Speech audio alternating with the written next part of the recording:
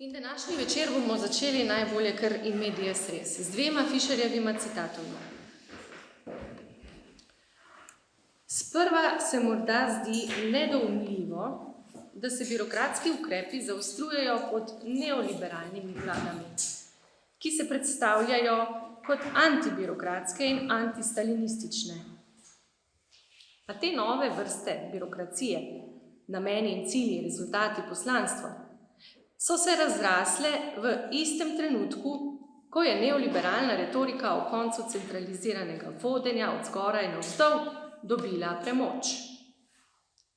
Lahko se zdi, da je birokracija nekakšna vrnitev potlačenega, ki se ironično ponovno pojavi v srčiki sistema, ki se je zavezal, da jo uniči. In še en navedek. Učinek tega, da ne veš, ali boš opazovan ali ne, povzroči introjekcijo nadzornega aparata. Ves čas se obnašaš, kot da boš vedno ravnokar opazovan. A v primeru inšpekcij šol in univerz, tisto, na podlagi česar boš ocenjevan, niso primarno toliko učiteljske sposobnosti kot birokratska marljivost. Konec navedka. Zdaj, očitki o neoliberalizaciji šolstva so zdaj že kar dobro znani. O njih je že več kot 15 let nazaj pisal Kristjan Laval. Njegova knjiga Šola ni podjetje je pri nas v prevodu izšla leta 2005 in je še vedno zelo aktualna. V njej se Laval dotakne skoraj vseh ključnih koncepcij, ki so pod vplivom neoliberalnih politik v vzgoji in izobraževanju pričele funkcionirati z nekimi novimi pomeni, naprimer kompetence, fleksibilnost, človeški kapital, vseživljenjsko učenje, profesionalizacija in druge. Laval je obširno pisal o tem, kako je šolstvo, še zlasti visoko šolstvo v Franciji in drugod, vedno bolj pod pritiskom neoliberalnih tendenc. Na ravni osnovnih konceptov in usmeritev, pa tudi na ravni organizacije samih aktivnosti in dejavnosti, pa tudi seveda financiranja. Aktualni neoliberalizem v šolstvu je bil pri nas na to precej obravnavan. O njem je pisal Kodelja, konceptualno in epistemološko ga je v več prispevkih analiziral Krašovec, recimo s poudarki na koncepcijah človeškega kapitala in tudi družbe znanja. V okviru časopisa za kritiko znanosti je temi neoliberalizem v šolstvu posvečen tudi tematski sklop v številki 256 leta 2014. V njo so prispevali tudi Pavle Zgaga, Boris Vezjak, Marija Javornik Krečič, Marko Marinčič in tudi mnogi drugi. Zdaj, v grobem, če povzamemo, gre za vdiranje podjetniške, menedžerske logike, vodenja in upravljanja, ki mora optimizirati delovne procese in predvsem za vsako ceno povečevati profit, torej za vdiranje te logike na področje šolstva in tudi na druga negospodarska področja, področja kulture in umetnosti, na nekatera področja, skratka, kjer se procesi in storitve, kot se izrazi Fišer, inherentno upirajo po trženju. In z tega vidika je kritična obravnava nekaterih teh sodobnih koncepcij, smernic in izobraževalnih politik v bistvu pri nas že vzpostavljena. In zato lahko vanjo fino umestimo tudi Fišerjeve komentarje o napredujoči birokratizaciji, ki je danes res ena vidnejših značilnosti sfere vzgoje in izobraževanja po njeni celotni vertikali. To seveda ne velja zgolj za šolstvo. V bistvu v vseh institucijah in organizacijah se odvijajo podobni trendi, pri katerih v bistvu imamo občutek, da se glavna dejavnost, kljub vse večjim poudarkom na odličnosti, na učinkovitosti in izboljšanju storitev, dejansko izgublja, torej da se glavna dejavnost kljub vsem tem poudarkom zapostavlja. Na primer v knjižnicah. V knjižnicah se učinkovitost storitev meri z obratom gradiva. Velik obrat, to je pač izposojenost gradiva, pomeni uspešno poslovanje. Temu seveda potem sledita tudi politika naročanja in skrb za zaloge.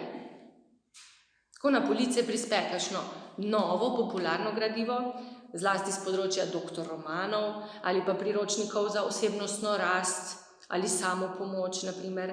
Potem je treba pogosto hipno odgovoriti na veliko povpraševanje in takoj naročiti veliko izvodov, da zadostimo potrebam bralstva. In potem se seveda tu knjižnični denar kar radodarno zapravlja. Ampak pri naročanju temeljnih strokovnih in leposlovnih del je pa drugače, ne? Tam pa knjižnice pogosto niso tako radodarne, marljive ali urne, kajti Platonova zbrana dela se žal ne izposojajo tako pogosto kot na primer 50 odtenkov sive in potem tudi z vidika uspešnosti ne kotirajo prav visoko. In zato, v bistvu, če bi kdaj radi kaj dobrega storili za klasično literaturo, pojdite v knjižnico, pa si sposodite kdaj kakšne svetovne klasike ali pa filozofijo celo, pa imejte na polici doma, tudi če nič ne berete, imejte na polici, pa sam podaljšujte, noben si nam rezerviral, podaljšujte rok upora, rok pač izposoje, pol leta ali pa še več. Knjigam boste na ta način izboljšali statistiko in jih nemara celo rešili pred odpisom. Birokratska učinkovitost kot domnevna racionalnost, večja preglednost poslovanja in transparentnost odločanja se vedno bolj preveša v nadzor, zaradi nadzora samega. Fischer tu lepo izpostavlja, da gresta povečanje administracije in povečanje regulacije z roko v roki. Hkrati pa se množijo podatki, ki jih je treba zbirati in ki jih morajo največkrat prispevati zaposleni kar sami.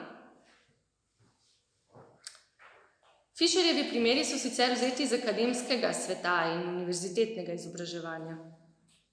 Ampak na ravni osnovnega šolstva so ti trendi prav tako izjemno otipljivi.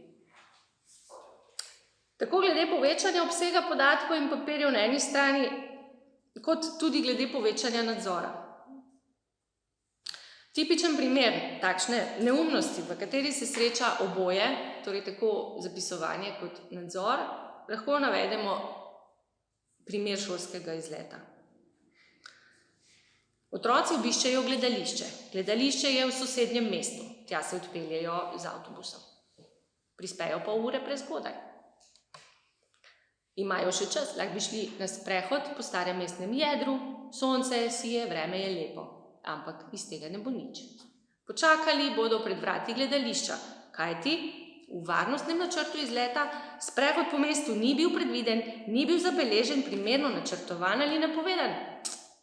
Zato bi lahko predstavljal neslutene težave za učitelje, če bi se Bog ne daj pripetilo karkoli nepredvidenega. To je anekdota. To ni izmišljen primer, to se je zgodilo. Količina obrazcev, ki se mora izpolnjevati, se je drastično povečala. Prav tako se je povečalo število papirjev, ki se morajo na šoli trajno hraniti. Dokumentacija, v katero se je šolsko delo zapisuje, to je dnevniki dejavnosti, priprave, delovni načrti in podobno, se je pomnogoterila. Vedno bolj velja, če ni zabeleženo, se ni zgodilo. Prav vsak pogovor učitelja z učencem mora dobiti svoj pisni epilog, sicer se ne upošteva kot pravilno izveden postopek, če slučajno pride do tega, da se kot postopek mora uporabiti ali dokazovati. Učiteljeva pisna priprava na pouk je edina pomembna referenca dogajanja v razredu, kar se tiče inšpektorja. Fischerjeva opazka je v tem smislu povsem na mestu in povsem točna. Šolske inšpekcije preverjajo predvsem birokratsko marljivost. Če je pravilno zabeleženo, vse ostalo ni pomembno. Ali bolje, tudi če je vse prav, pa ni pravilno zabeleženo, je hkrati lahko vse narobe. Kot se je nekoč v intervjuju izrazila neka ravnateljica, v šolah moramo vedno bolj dokazovati, da delamo dobro. Zelo ilustrativen je tudi naslednji odlomek vzeti iz intervjuja z dolgoletnim ravnateljem srednje strokovne šole in gimnazije. Danes nihče ne vpraša, kaj ali kako si naredil. Danes je važna le kontrola papirjev. Važno je le, kako si kaj napisal in papir vse prenese. V primerjavi s preteklostjo so danes vse stvari v šolstvu natančno predpisane. Je to res posledica Evropske unije? Je to zaradi nezaupanja v stroko? Učitelj je povsod zelo normiran, vse je določeno. Poučevanje, ocenjevanje, metode, sredstva. Celo njegovo obnašanje je strogo predpisano. Avtonomije ni, to je farsa. Včasih je bilo v šolstvu več svetovanja strani nadzornih služb. Tega zdaj skoraj ni več. Inšpektor je le pravni strokovnjak. Lahko si sicer pomaga s pedagoškim strokovnjakom in njegovim svetovanjem, a takih izvedencev, ki bi lahko šli v razred in konkretno svetovali, je zelo malo. V zadnjih 20 letih mojega ravnateljevanja je birokracija vsaj 5-kratno narasla. Vsak, ki mu moraš poslati papir, misli, da je mali bog in malih bogov je preveč. Povrh vsega pa so nepomembni za kvaliteto šole. Prej si se lahko o glavnih vprašanjih pogovarjal z avtoritetami na ministrstvu. Zdaj na drugi strani ni več človeka, ki bi se lahko o šoli kompetentno pogovarjal. Vsi ti papirji jim nič ne pomagajo. Nihče več ne prevzema vloge tistega, ki bi vedel. Nihče več ne nosi odgovornosti. Vse je preveč razdrobljeno. Danes imamo opravka z določenostjo v majhnih segmentih, ki pa skupaj pokrivajo skoraj celotno polje. Konec navedka. Skratka, od zgoraj ni več pedagoškega strokovnjaka, ni več velikega pedagoga, ki bi se v šolskih stvareh sploh lahko kompetentno izražal ali odločal. Je samo še veliki inšpektor, ki preverja to, kaj je napisano, predvsem pa, kako je napisano. Če ponovimo Fischerjeve besede, v primeru inšpekcij šol in univerz, tisto, na podlagi česar boš ocenjevan, niso primarno toliko učiteljske sposobnosti kot birokratska marljivost. Na tej točki pa moramo, če želimo bolje razumeti problem birokracije, najprej zapustiti ta problem in se vprašati potem, kar je v tovrstni formulaciji Fischerjevi namreč pravzaprav zapostavljeno. Namreč vprašati se moramo po srčiki pedagoškega strokovnjaka, po vednosti, ki bi takega strokovnjaka lahko avtorizirala, po teh učiteljskih sposobnostih, ki bi očitno tudi za Fischerja menda samoumevno morale biti preverjane in ocenjevane namesto birokratske vednosti. Nenazadnje se je smiselno vprašati tudi, ali bi te sposobnosti sploh lahko bile preverjane in ocenjevane. Kaj je pravzaprav tisto, kar danes predpostavljamo pod tem izrazom učiteljske sposobnosti? Kaj pomeni, da je nekdo dober pedagog, ne glede na to, ali je izobražen kot učitelj ali ne? Kaj pomeni, če rečemo, da je nek učitelj slab pedagog? In poglejmo najprej današnjega učitelja. Učitelj postaja danes ne samo vedno bolj obremenjen z administrativnimi pravili, ampak tudi vedno bolj obremenjen s številnimi pričakovanji, številnimi zmožnostmi, številnimi sposobnostmi, ki jih polagamo vanj. Pa ne le učitelj, celotna šola se danes sooča s kopico takih pričakovanj, vlog, funkcij, ki se vsaj na papirju samo poglabljajo in širijo. Šolske spletne strani, vizije, načrti, vse to je polno občečloveških vrednot in vsestransko všečnih ciljev, ki si jih seveda želimo vsi in ki bi povsem uresničljivi ali uresničeni gotovo bistveno prispevali k izboljšanju družbe. Šole se morajo pač v svojem okolju prikazovati v kar najlepši luči in njihova podoba in javna prepoznavnost sta zelo pomembni. Posamezne šole, na primer, že precej časa zbirajo različne certifikate, priznanja, značke. Na primer, poleg projektov in oznak, kot so ekošola, strpen vrtec, strpna šola, zdrava šola in ne boste verjeli celo učeča se šola, obstaja tudi certifikat kakovosti za vrtce, šole in druge vzgojno-izobraževalne institucije. Prikladno se ta certifikat imenuje kakovost za prihodnost v vzgoji in izobraževanju. Ponuja ga Slovenski institut za kakovost in meroslovje, zato ste verjetno že slišali. To je resna institucija, ki preizkuša in certificira razne proizvode po ISO standardih, ukvarjajo se z meroslovjem, izdajajo okoljske certifikate, skratka resne reči.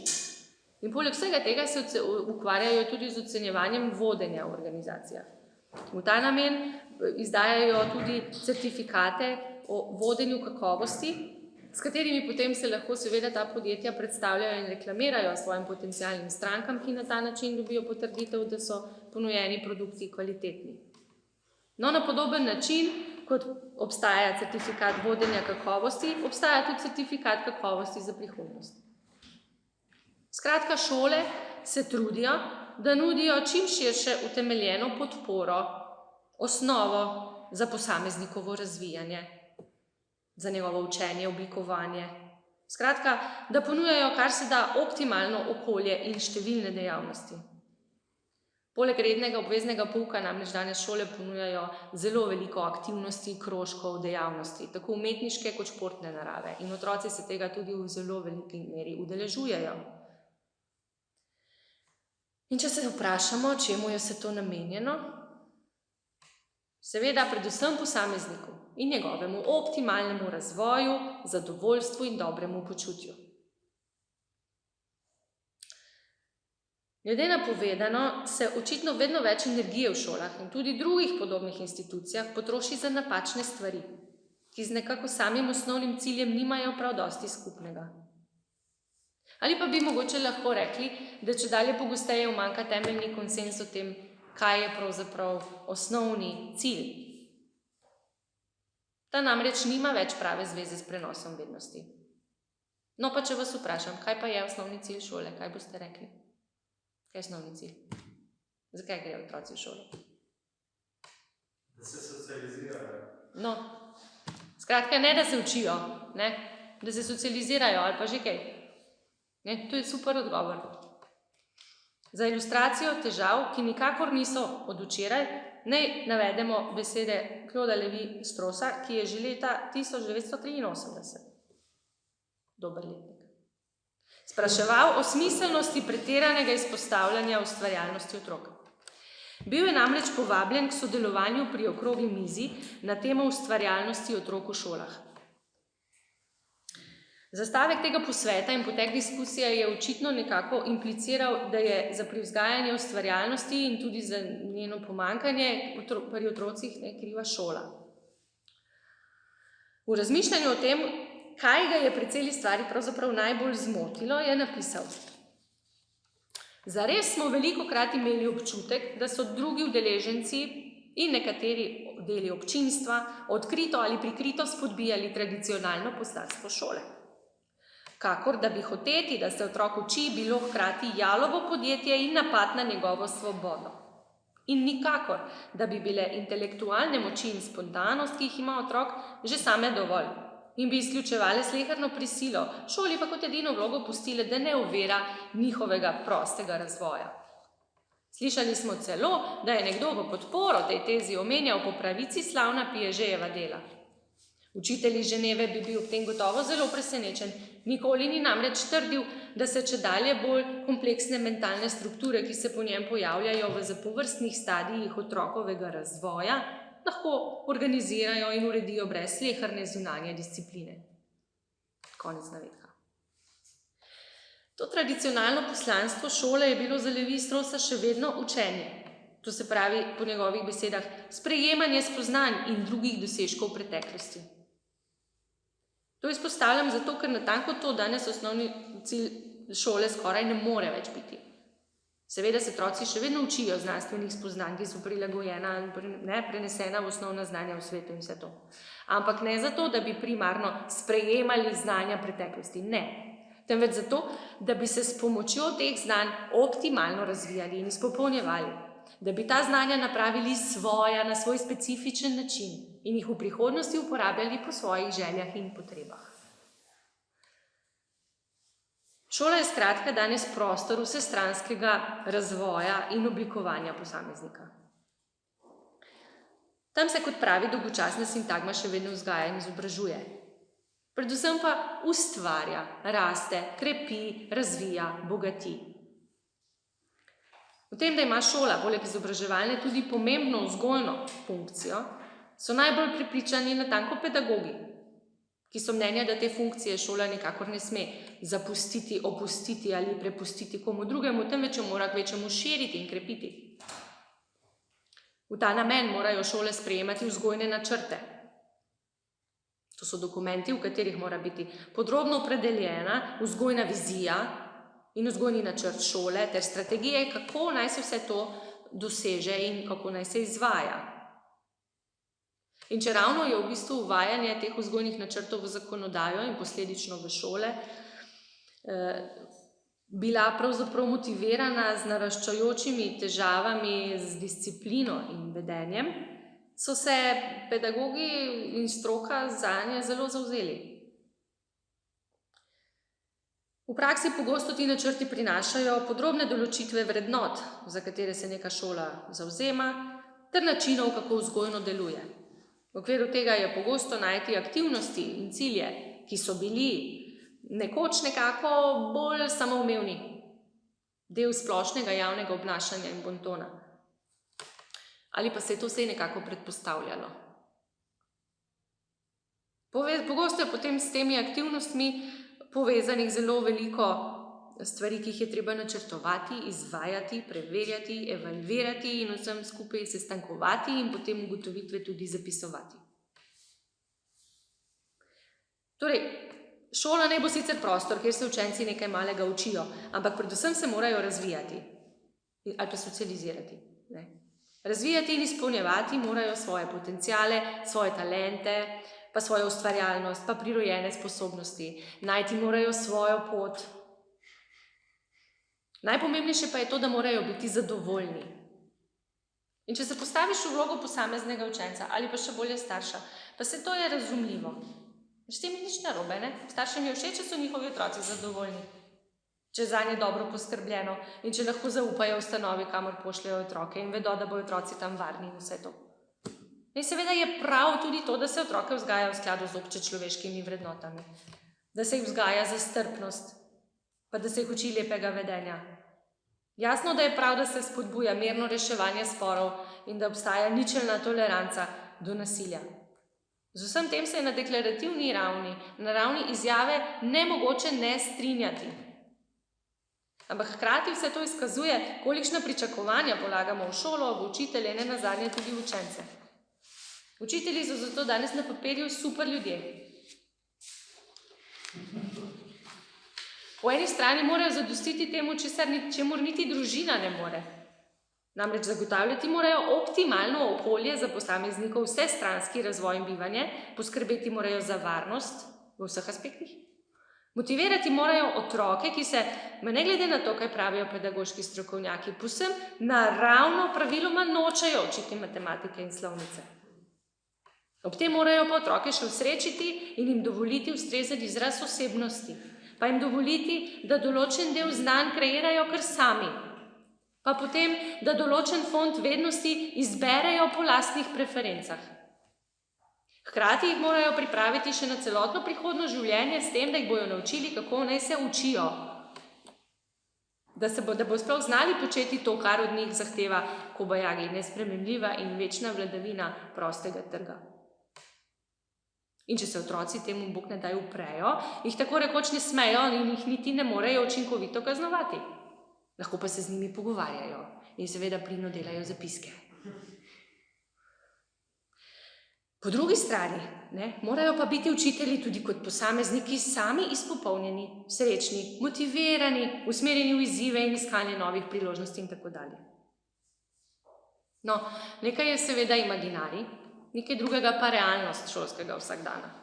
In Fischerjev opis je tu radikalen. Učitelji so danes pod izjemnim pritiskom, da prevzamejo vlogo mediatorjev med postliterarno subjektivnostjo potrošnika v času poznega kapitalizma in zahtevami disciplinarnega režima, torej upravljanja izpitov in tako dalje. To je eden izmed načinov, na katerega je izobrazba, ki še zdaleč ni neki slonokoščeni stolp v varnem zavetju pred resničnim svetom, torej da je izobrazba strojnica reprodukcije družbene realnosti, ki se neposredno spoprijema z nedoslednostmi kapitalističnega družbenega polja.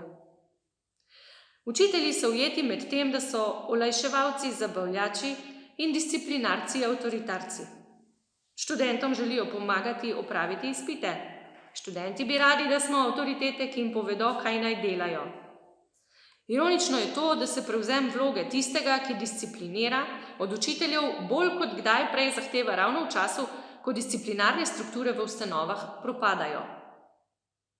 Sedaj, ko družine klonijo pod pritiskom, ki zahteva, da oba starša delata, se od učiteljev vse bolj zahteva, da prevzemajo vlogo nadomestnih staršev, da študentom privzgojijo najosnovnejše vedenjske protokole in da nudijo pastoralno in čustveno podporo najstnikom, ki so v nekaterih primerih zgolj minimalno socializirani.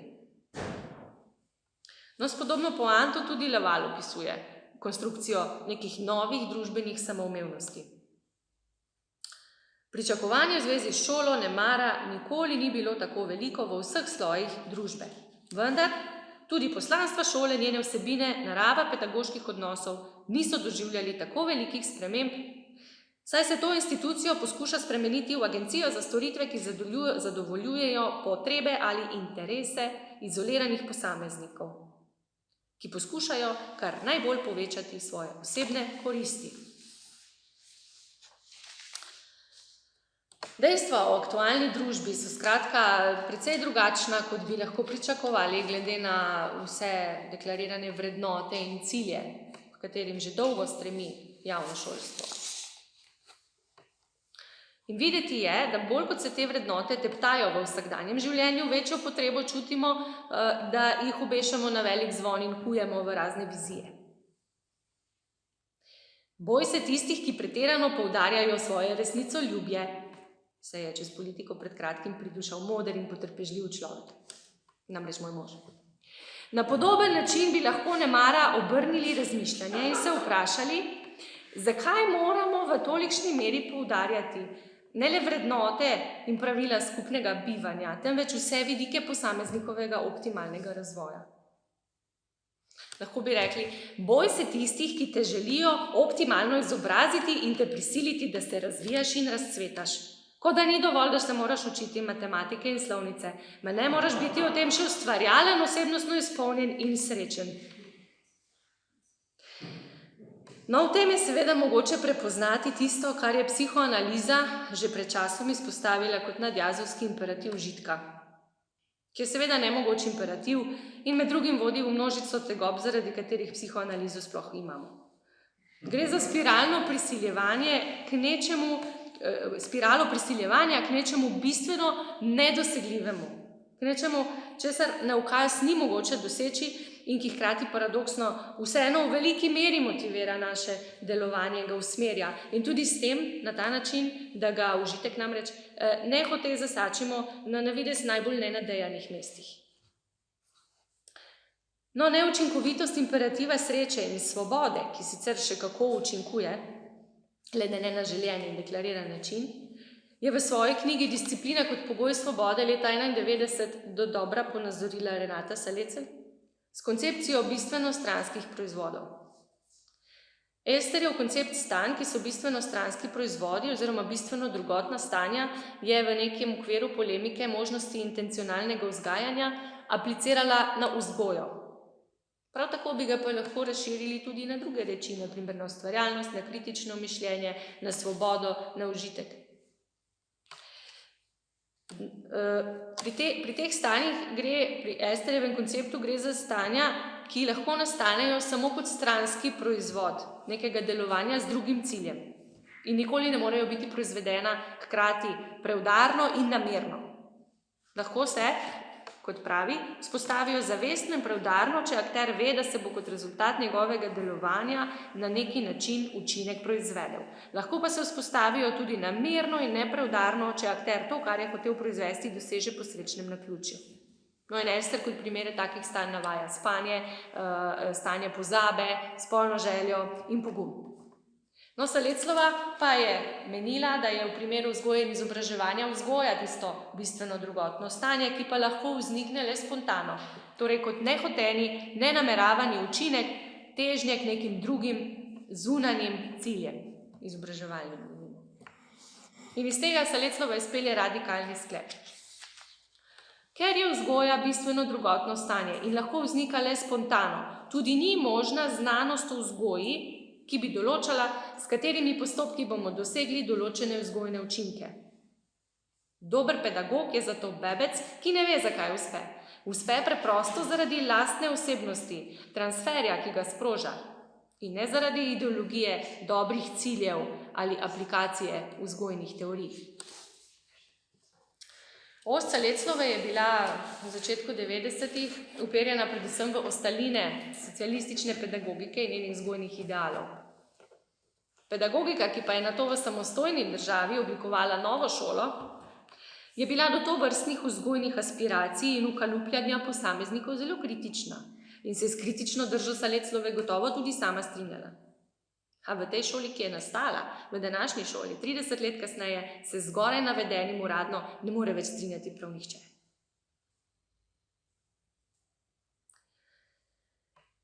No, to nas vrača k vprašanju, kaj je danes pravzaprav dober pedagog? Kaj vse se vam polaga in projicira? Ko namreč govorimo o pedagoškem polju, to jaz razumem kot polje vsega, kar je danes prežeto s predstavami o otroštvu in o otrokovem udejstvovanju, izobraževanju ali vzgajanju.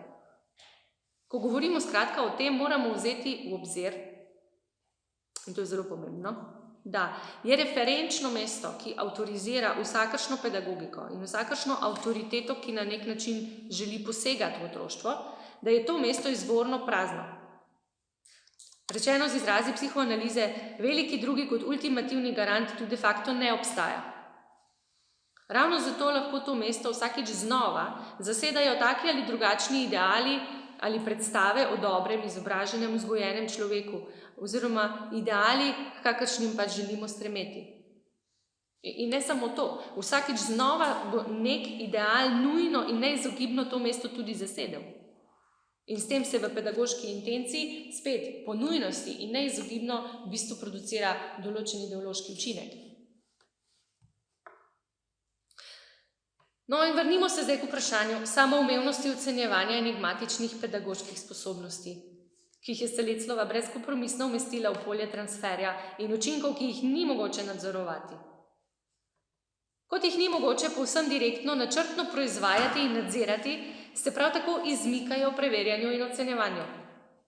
In v družbi napredujočega nadzora, kot pravi Fischer, kjer se v imenu pravic, upoštevanja posameznika in njegove iniciative skuša zagotoviti kar največ avtonomije v vseh posameznih segmentih odločanja, se prav zaradi te izmuzljivosti teh pedagoških sposobnosti kopičijo postopki, kopičijo obrazci, ki skušajo te sposobnosti zajeti in uloviti. Ravno zato, ker se jih ne da ocenjevati in birokratsko opisati, imamo opravka s tako množico tovrstnih prizadevanj. In seveda ta prizadevanja se na koncu po nujnosti zvedejo na preverjanje birokratske marljivosti, ker drugega se pač ne da. Ne gre za to, da bi snovalce šolske inšpekcije in njihovega poslanstva dejansko zanimal le papir. Pa ne, oni so tam zato, ker skušajo na imaginarni ravni, ki napaja in poganja njihovo družbeno funkcijo. Oni skušajo ujeti pravo kakovost tega nemerljivega učinka. Mistične so pedagoške sposobnosti in mistična je pedagoška vednost. Ampak kaj jo danes avtorizira? Kaj motivira pehanje za to resnično, iskreno pedagoško kvaliteto?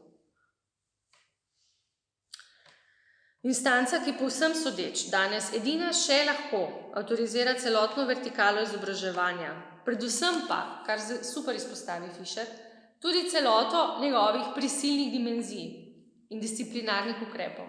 Torej, edina instanca, ki vse to danes še avtorizira, je posameznik. Natančneje je neka njegova čudežna notranja bit, ki mora biti omogočen izraz in razvoj. In ta imanentna notranjost je v vsakem od nas. Sicer se lahko res da najbolje izkazuje v povzdignjeni podobi otroka, ki je danes pač privilegirana kategorija, ampak vsi se moramo pokoravati njeni vladavini. Ja, lahko bi rekli, da imamo vsi notranjega otroka, ki pa je, pač kot v praksi dobro vejo vsi starši, mali tiran. In kaj ima zdaj z vsem tem čuječi učitelj? Ubogi nadčlovek, ki mora moči nemogoče. Ali je čuječ zato, ker čuječe opreza za novimi zadolžitvami in birokratskimi nalogami, ki ga morda čakajo za vogalom, ali pa ne mara za šolsko inšpekcijo, ki lahko kadarkoli pride? Ne.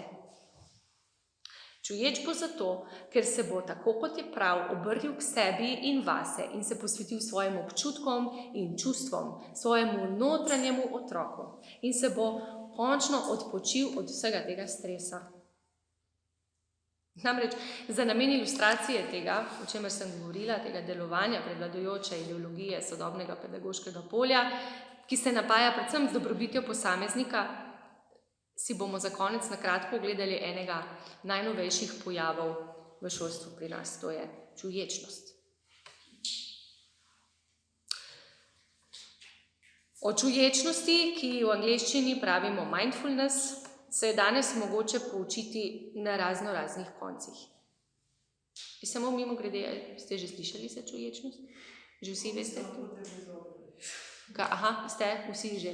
Dobro. Ker jaz pač do nedavnega nisem vedela za to. Super. Obstajajo priročniki, internetne strani, simpoziji, pa tudi resni znanstveni prispevki, ki čuječnost obravnavajo bolj celostno in kompleksno.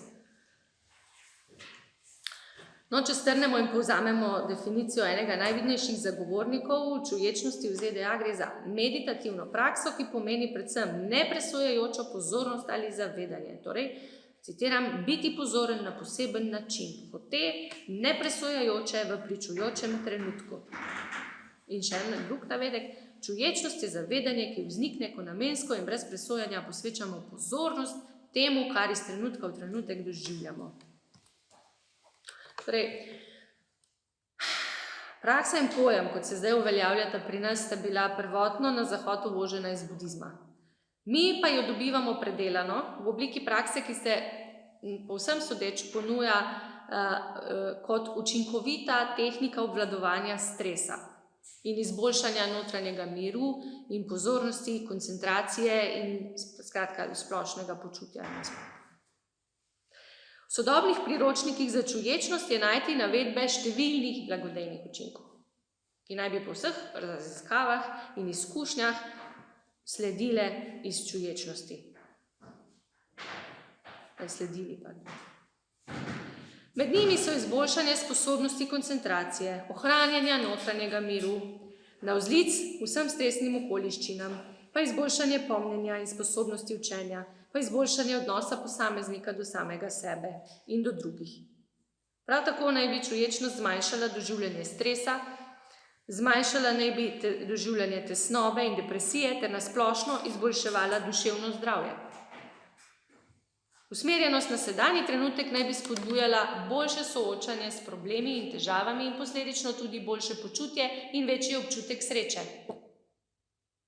Poleg vseh teh naštetih se seveda omenjajo še drugi pozitivni učinki čuječnosti. No in seveda imamo tudi posebne priročnike, prilagojene za čuječnost otrok in mladostnikov. Eden takšnih zagovarja, da naj bi čuječnost mladim prinašala številne prednosti, med njimi ustreznejše uravnavanje čustev, več socialnih spretnosti, večja sposobnost za usmerjanje pozornosti, boljši delovni spomin, sposobnost načrtovanja in organizacije, večja samozavest, občutek umirjenosti, sproščenosti in sprejemanja sebe, kakovostnejši spanec, manjši strah pred upravljanjem izpitov, zmanjšana motnja pozornosti, hiperaktivnost in impulzivnost, manj pogosti negativni afekt oziroma neprijetna čustvena stanja, zmanjšana tesnobnost, zmanjšana depresivnost, manj vedenjskih težav in težav z obvladovanjem jeze. Meni se prvo, ko to sem prebrala, se mi je prvo porodilo vprašanje, dobro, mislim, bogi ti otroci, no? Kakšne težave vse ti otroci imajo?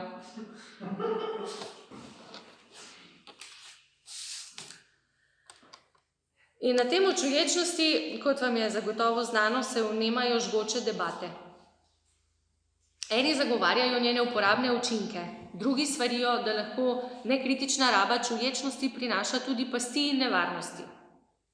In mogoče lahko to pojasni, zakaj sem našla med teh priročnikih na zadnjih straneh tudi malce presenetljivo zapisano o opozorilo o uporabi na lastno odgovornost. Tega prej v knjigah še nisem zasledila. Dobro, to bi lahko dal tudi v Hegla. Eden od vidnejših kritičnih tokov izpostavlja, da gre v sodobni, najbolj razširjeni različici za pretirano popreproščenje budističnega koncepta, ki je tam deloval v določeni konstelaciji etičnih dimenzij in drugih konceptov. Zdaj pa, češ da v svoji instant različici služi samo kot tehnika samopomoči in nekega boljšega spopadanja s čedalje bolj stresnim življenjem. Ampak ta tematika je v resnici tako obširna in ima toliko vidikov, s katerimi se velja bolj poglobljeno ukvarjati, da se jih ne moremo vseh dotakniti in ni da se tega naenkrat obdelati. Niti to pravzaprav ni smiselno in potrebno. Ker tukaj nas ne zanima toliko, a je čuječnost nasploh, kot zagovarjajo nekateri, lahko emancipatorna praksa, ki posamezniku pomaga, da se osvobodi izpod pritiska multitaskinga in končno spet nekako usmeri svoje misli, oziroma ali nosi nek dejanski potencial za družbene spremembe, ki ga obljublja, ali pa jo lahko umestimo ob bok nekim drugim tehnikam samopomoči, obvladovanja stresa in nekega trenutnega izboljšanja počutja. Kakorkoli je že na tem. Dejstvo je, da je družba kot celota terapeutizirana. In čuječnost se v svoji prevladujoči obliki, ta pa za nas šteje, kaže predvsem kot eden od načinov današnjega najširše prisotnega modusa operandi, namreč posameznikovega ukvarjanja samim seboj. In tako se kaže tudi v šolah. V katalogu programov nadaljnjega izobraževanja in usposabljanja strokovnih delavcev v vzgoji in izobraževanju, to je nabor programov, ki so od države potrjeni in so potem tudi točkovani, in če se jih učitelji udeležijo, dobijo točke, s katerimi potem napredujejo. No, v tem katalogu se čuječnost vse pogosteje pojavlja med temami in cilji. Na voljo so tudi čuječnostna usposabljanja za pedagoške delavce, ki ponujajo bolj poglobljeno seznanitev s teorijo in s tehnikami. Eno takih usposabljanj organizira Društvo za razvijanje čuječnosti in na njihovi spletni strani lahko preberemo. Navaja. Čuječnost je način zavedanja svojega doživljanja, ki ga spremlja odnos sprejemanja, odprtosti in radovednosti. Praksa čuječnosti nam pomaga, da se svojo pozornost učimo usmerjati na trenutno izkušnjo, kot se poraja tukaj in zdaj. Čuječnost je sposobnost, ki je človeku prirojena, razvijamo in krepimo jo lahko na številne načine. En medklic, prirojeno, razvijamo, krepimo, to zveni zelo znano. Zavedanje svojega doživljanja je za čustveni in osebnostni razvoj vsakega posameznika ključnega pomena. Razvijanje čuječnosti ima za posameznika številne koristi, ki so znanstveno dokazane. Gre skratka za enega najobetavnejših načinov ohranjanja in izboljšanja duševnega blagostanja. Evo, konec navedka. Ampak še je tega. K temu moramo v šolah pristopiti namreč celostno. Spet navajam. Veščine in znanje čuječnosti želimo razširiti med učence, učitelje in druge udeležence vzgojno-izobraževalnih procesov, saj je šola prostor, kjer se poleg intelektualnega odvija tudi čustveni in socialni razvoj. Poučevanje je več kot prenos znanja na učence in izmenjava kognitivnih informacij med udeleženimi. Duševno blagostanje učencev je odvisno od kakovosti odnosov s pomembnimi odraslimi osebami, kar so seveda tudi učitelji. Zato je seveda razumljivo, da ima skrb za duševno zdravje učitelja pomembne koristi tudi za učence. Učiteljski poklic je eden izmed najbolj stresnih poklicev, saj raziskave kažejo, da je večina učiteljev močno pod stresom. 40% jih je celo izgorelih. Učitelji pod stresom so bistveno manj zadovoljni s svojim delom, so manj učinkoviti pri delu in pogosto razmišljajo o opustitvi poklica. S preizkušenim sistematičnim pristopom razvijanja čuječnosti v okviru programa učitelji krepijo lastno duševno blagostanje, kar posledično pomeni tudi skrb za duševno blagostanje učencev. Zdaj vidimo, zakaj potrebujemo čuječe učitelje.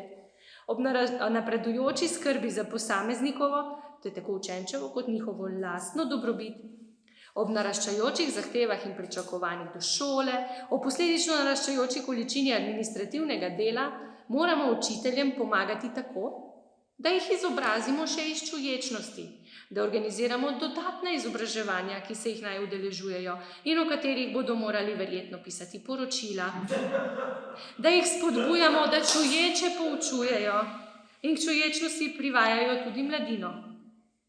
Vse to naj seveda tudi primerno načrtujejo in zapisujejo, med izvajanjem morajo to pisno spremljati, na koncu evalvirati ter opremiti s poročili, ki jih bomo trajno hranili. Poleg ekošole in kakovosti za prihodnost, skratka, nujno potrebujemo še čuječe šole.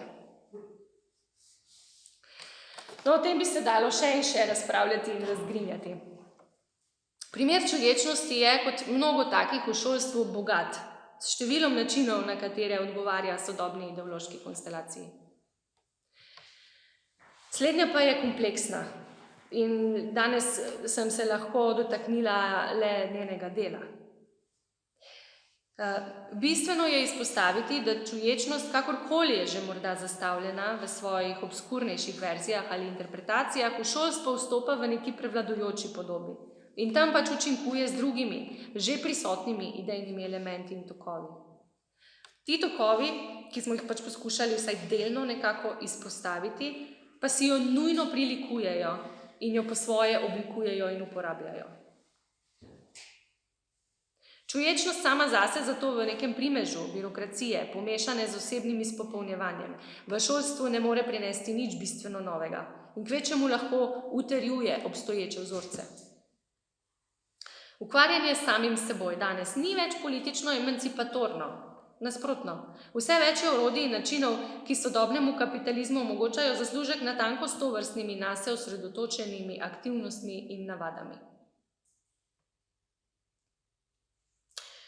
Prelaganje odgovornosti za vse dimenzije družbenega in skupnega, na katere sam pač nima vpliva, na posameznika, ki je potem dejansko svoje sreče kovač in je v popolni svobodi samouresničenja tudi za vse svoje nesreče in neuspehe kriv predvsem sam, to je danes eden od najbolj ciničnih načinov utrjevanja sodobnih razmerij gospodstva. In prav to je tisto, ta razmerja gospodstva se danes navzlic vsem nasprotnim prizadevanjem in zatiskanju oči še vedno utrjujejo in učinkujejo, in to tudi v šolah. Fischer navaja, kako smo v šolah priča propadu disciplinarnih režimov. Foucaultova analiza disciplinskih obrazcev v institucijah je dokument preteklosti, reče. In Fischerjev opis je tle zelo zgovoren. Če bi vkorakali v katerokoli univerzitetno učilnico, kjer sem predaval, bi se nemudoma zavedli, da ste vstopili v postdisciplinarno okolje. Foucault je skrbno naštel načine, na katere je bila disciplina priučena z vpeljavo togih telesnih drž. Med predavanji na naši univerzi medtem opazimo študente, ki mlahavo visijo čez mizo, ki se skoraj nenehno pogovarjajo in ki neprestano nekaj grizljajo, včasih zaužijejo tudi cele obroke. Študenti se zavedajo, da ne bo nobene resne sankcije, če se več tednov ne bodo udeležili predavanj in ali če ne bodo oddali nobenega dela. Na to svobodo se praviloma odzovejo tako, da ne prevzamejo projektov, temveč zapadejo v hedonično ali anhedonično lenobnost. Mehko narkozo, sladko pozabo igralskih konzol, celonočne televizije in marihuane, ki tolažijo kot comfort food. Konec navedka. Ampak to, kar pravzaprav Fischer potem izpostavi, je to, da kljub temu se morajo še vedno opravljati izpiti. Kljub temu se mora v šolah še vedno ocenjevati. Kljub temu se morajo učenci in študentje rangirati po uspehu. In to ima zelo otipljive posledice za njihove življenja. Danes, bolj kot kdaj prej, so že zelo mladi otroci obremenjeni s točkami. Veste, v glasbeni šoli, kjer poučujem, me nenehno sprašujejo, otroci me sprašujejo, kako je s tekmovanji. Še preden znajo pravilno zaigrati en sam ton. Njih že zanima, kako pa je s tekmovanji, ker slišali so namreč, da tekmovanja prinašajo točke. In otroci so pod stresom zaradi možnosti vpisa na želene fakultete, pa zaradi vsakega testa na koncu. In čuječnost naj mi njeni zagovorniki oprostijo in pri tem pač ne more pomagati. Lahko jim pomaga samo v tistem trenutku. Ampak ne glede na to, koliko čuječi bodo, se jim brez zadostnega števila točk pač ne bo mogoče vpisati nikamor. Ampak tisto, kar je bilo s temi disciplinarnimi režimi iz šol izgnano, tisto, kar tudi po Fischerju se mi zdi manjka, je predvsem disciplina in pozornost uma. Disciplina in sposobnost koncentracije, ki se je zaradi prijaznosti šolskih pristopov danes pač več ne zahteva. Liberalizirali so se vzorci vedenja, pa so se z njimi liberalizirali tudi vzorci mišljenja in učenja. Primer čuječnosti je odličen natanko zato, ker v bistvu ilustrira, na kakšen način se danes v šolah sploh še lahko reklamirata pozornost in disciplina uma. Kot nekaj, kar je namenjeno posameznikovemu zadovoljstvu in sreči. Kot neka vase obrnjena praksa. Ampak njena naloga ni toliko usmerjanje pozornosti na neke posamezniku zunanje vsebine. Ne, temveč je to usmerjanje pozornosti na lastne občutke in senzacije v telesu, ki jih zunanje vsebine tako ali drugače povzročajo ali nanje vplivajo, ampak bistvene pa niso. V napovedniku današnjega predavanja sem zasledila vprašanje, češ kaj je bilo prej. Da se bomo pogovarjali tudi o tem, kaj je bilo prej, učitelj birokrat ali depresivni hedonist, kura ali jajce. No, eno je vsekakor gotovo. Dolgočasni in nezanimivi učitelji so bili od nekdaj. Ko se je šola naredila, so bili učitelji dolgočasni in nezanimivi. In zgodovina jih je polna. In to, kar je danes novo, to, kar je danes resnično novo, so natanko zavzeti, visoko motivirani, zanimivi učitelji, ki so tako rekoč igralci, stand-up komiki, motivatorji, animatorji, zabavljači. To je novo. Oziroma, še bolj natančno, novo je to, da je ta opis danes postal prevladujoča norma, s katero se strinja tako rekoč vsak starš. Če pouk ni zanimiv, je zato kriv učitelj. Če slovnica ni zanimiva, če matematika ni dovolj privlačna, če je niče zapleten, zato je uradno kriv učitelj. In kakorkoli obrnemo depresivne hedoniste, če že kdo, protislovno v bistvu proizvajajo predvsem po zakonu zanimivi učitelji. Tu bi pa jaz zdaj zaključila, pa lahko še.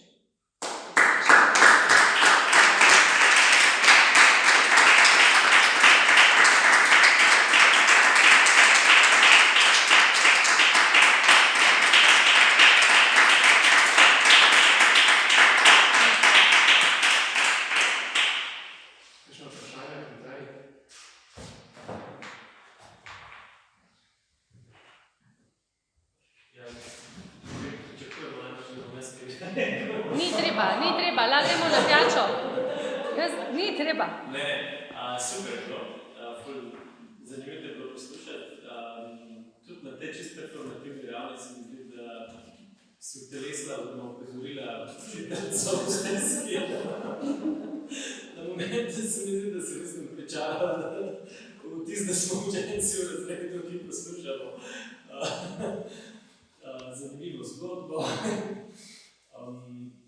Na vsebinski ravni pa pač se mi zdi, da tudi se zelo lahko poudarja, stvari, ki jih tudi Fischer v resnici diagnosticira kot naš problem in hkrati to birokratizacijo sreče, pa birokratizacijo našega civilizacijskega življenja, pa najbolj tako varen izraz. Po drugi strani pa tudi ta človečnost na drugem delu, ki sem se glota, zanimivo, v bistvu se vklapa v to, kar je prejšnji teden, pred 2 tednoma mogoče govorila Ana Reberc, ki je pač kritična psihologija, v bistvu se lotila v bistvu podobnega problema. Tam se mi zdi, da se zelo dobro pač pokazala, oziroma opozorila na to, da je mogoče ta človečnost kvečemo neke vrste indikator tega, v kakšnem stanju smo. Če je nek ceneni budizem v bistvu tisto, kar rabimo, če je nek očitno smo zelo dekoncentrirani, očitno res nimamo zmožnosti koncentracije. Eno kritično misel imam tudi, kljub vsemu. Proti koncu si je omenila v bistvu Fischerjevo kritiko postdisciplinarne družbe, da se mogoče malo prehitro, ne vem, nisem prepričan, če se strinjam s tabo, da je neka vrnitev v neposredno disciplino v bistvu tukaj mišljena, vsaj pri Fischerju, kot neka možna rešitev. Mislim, da vseeno gre bolj za analizo nečesa, kar je pač nekoč bilo, zdaj je pa nekaj drugega, ampak rešitev ni zdaj v nekem poskusu obnove nekega prejšnjega režima, ampak vendarle na nek način kvečemo ostan tega.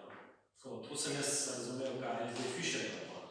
Nimam več proti disciplini kot taki, ampak zdi se mi, da ni čisto Fischerjeva drugo, da bi zdaj enostavno šli zaradi.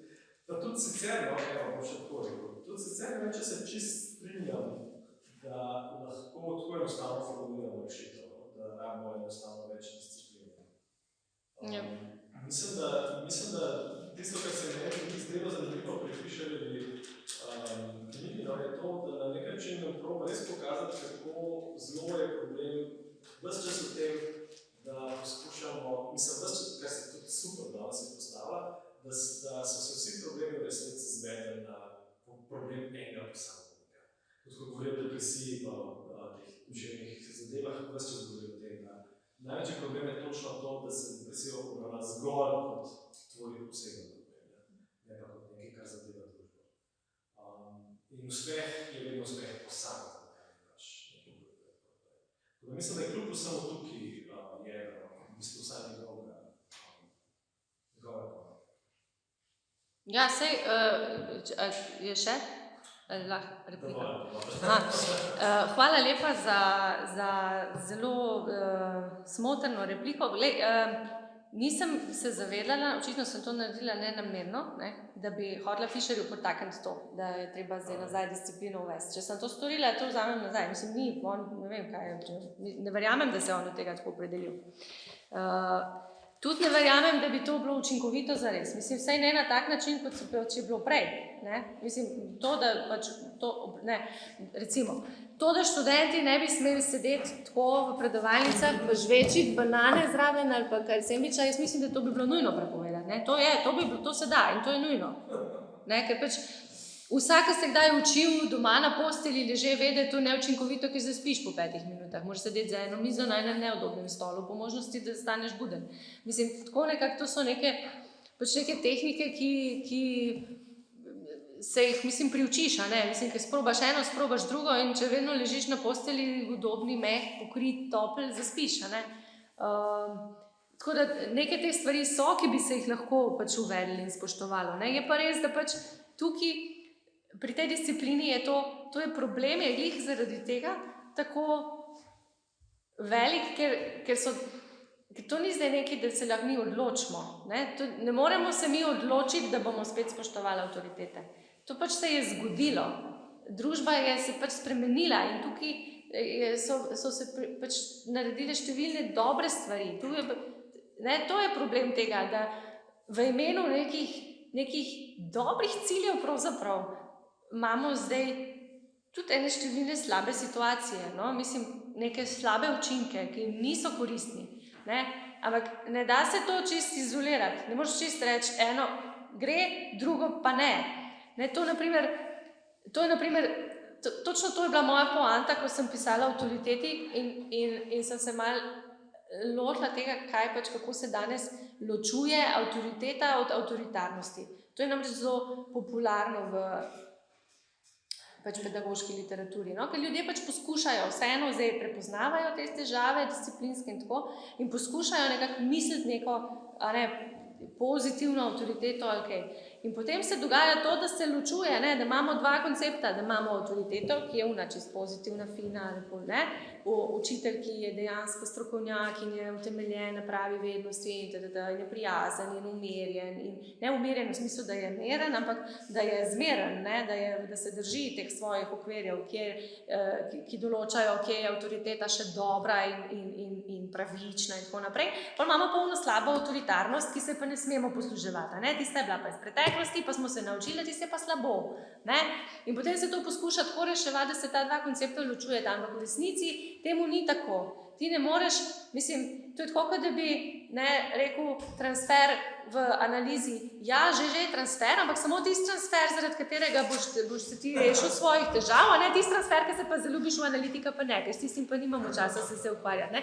Ne gre, to je pri določenih učinkih to ne gre eno brez drugega. Imamo neke pozitivne spremembe, ki nas po eni strani osvobajajo, pa se za božjo voljo, meni je tudi fajn, da mi ni treba določenih stvari prakticirati v šoli. Meni je tudi fino, da lahko gremo v šolo v All-Star, če hočem, učiteljem je fajn to, vse učiteljem je to v redu.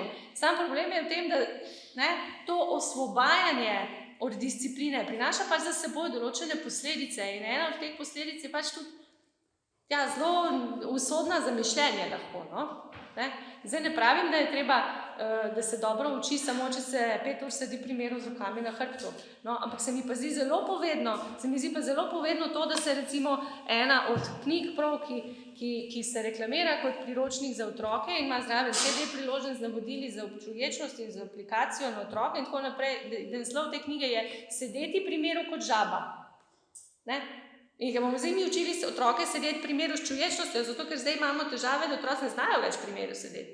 Jaz sem recimo otroke, ki pridejo v glasbeno šolo in imamo prvi mesec kitare v prvem razredu posvečen temu, da se otrok nauči sedeti. Jaz kako mi postavim, nogica tle, pa zdaj noge roka tukaj, pa tako, pa samo že premakne, ker ne more sedeti 5 minut pri miru, ker je tako skozi. Recimo, to je en od aspektov, ki spet ni koristen, to je spet eno, tu je težko se zdaj postaviti na eno stališče pa reči, potrebujemo več discipline, to je dvorezen meč. In tega se vsi zavedajo. Ampak problem je v tem, da se da pa se določiti, kateri ukrepi pa bi recimo bili smotrni. Nekaj čisto preproste, naprimer to, da študenti ne smejo spati v predavalnici, ker če ne, lahko vam pošleš, če se neprimerno obnaša, to se da uvesti. Problem je v tem, recimo pri nas v nižjih sferah izobraževanja v osnovni šoli pa v srednji šoli je problem, da prav tega ne moš narediti. Ker si ti odgovoren za dobrobit posameznika in ti učenca med uro ne smeš poslati ven. Že če te prosi, če gre na stranišče, mu ne smeš dovoliti, da gre ven brez spremstva. Ti iz razreda ne smeš zapustiti, ker so oni brez nadzora, z unim ti tudi ne moš iti lulat, ampak bi ga moral spremljati in če mu ti dovoliš sred ure, da gre učenc lulat ali pa kakat, pa če slučajno pade po stopnicah, si ti kriv. To pa so neumnosti, vsaj kar se mene tiče, neživljenjske stvari, kjer se res pretirano gre v eno skrajnost razumevanja. Ampak se strinjam, nisem hotela Fischerju podtakniti tega, da hočemo nazaj za strogo disciplino in tako naprej, ampak mogoče en delček je pa mogoče vse ne bi škodilo. Ne vem, ali še imam tukaj komentar, a sem dobro... Ne? Pa gremo na pijačo zdaj. Ne še. Ne, verjeti ne vprašanje, pa samo komentar. Zdi se mi si super izvedel to osnovno idejo, da ta človek je že skrb za osebnostno rast, pa za kreativnost, pa tako osebnostno se razvija, pa vas je dela in tako naprej. Kako je bilo odlično z roko v roki, natančno za neoliberalnim režimom in kako je hrbta stran tega človekovične demokratizacije. Bolj ko osebnostno rast, da se samo za to, da lahko padajo vse stare disciplinski mehanizmi, ki nas tlačijo, pa hočejo samo suhoparno znanje, nas tlačijo. Bolj, ko vse to zavržemo, je kar predstavljati tega pač naračujoče demokratizacije. In ne treba biti določen pogum, dejansko pozitivno nastopiti, če je nek teoretik birokracije, najbolj znan pisec birokracije pač Kafka.